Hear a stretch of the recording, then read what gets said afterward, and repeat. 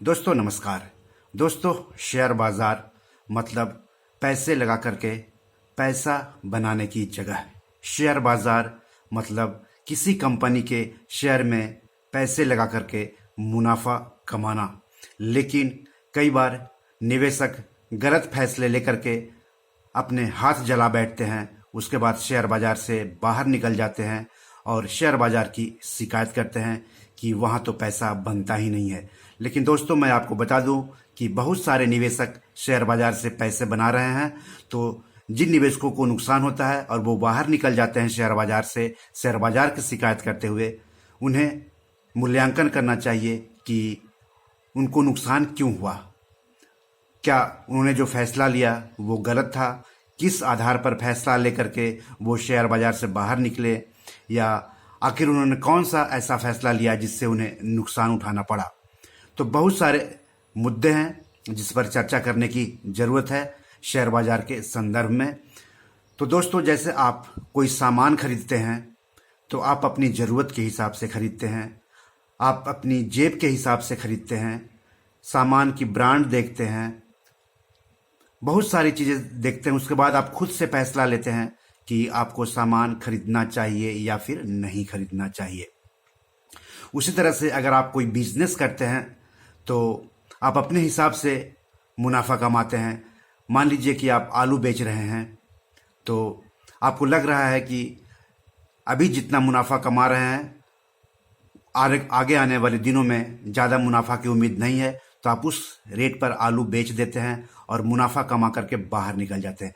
लेकिन शेयर बाजार में ऐसा अक्सर होता नहीं है, क्योंकि कई निवेशक हैं वो खुद से फैसला नहीं लेने के बजाय सलाहकार से फैसला लेते हैं, एक्सपर्ट से फैसला लेते हैं, बिजनेस चैनल या बिजनेस अखबार या फिर जो दोस्त होते हैं शेयर बाजार में पहले से पैसा लगा रहे हैं, उनकी सलाह के हिसाब से काम करते हैं।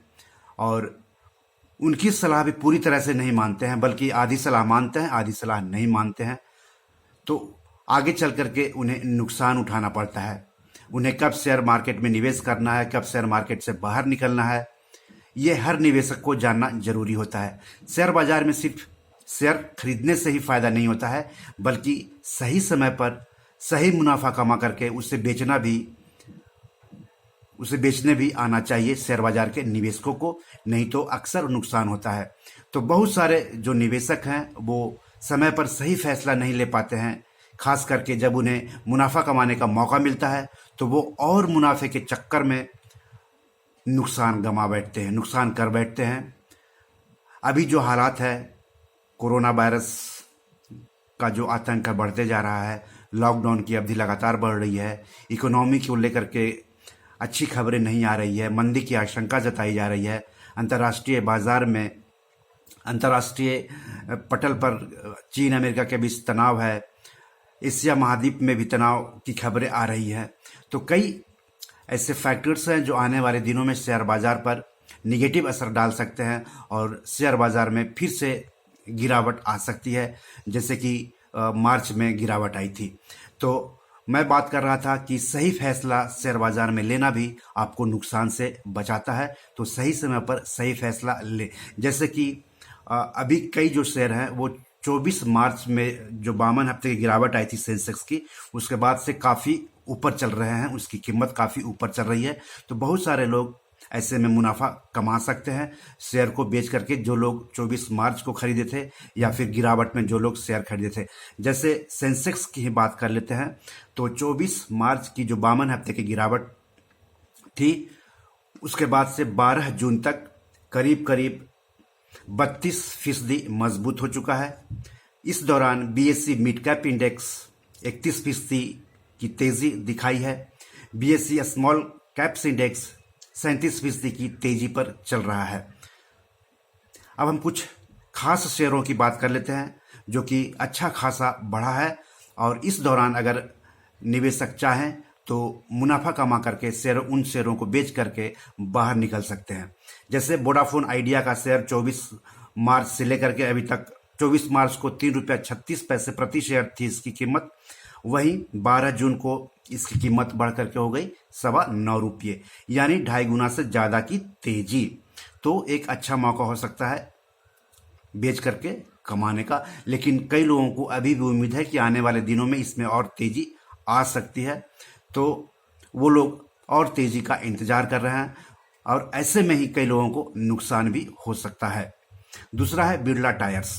बिरला टायर्स का शेयर 24 मार्च को ₹2.78 प्रति शेयर पर था, जबकि 12 जून को करीब करीब 780% की उछाल के साथ ₹24.45 प्रति शेयर पर आ गई उसकी कीमत।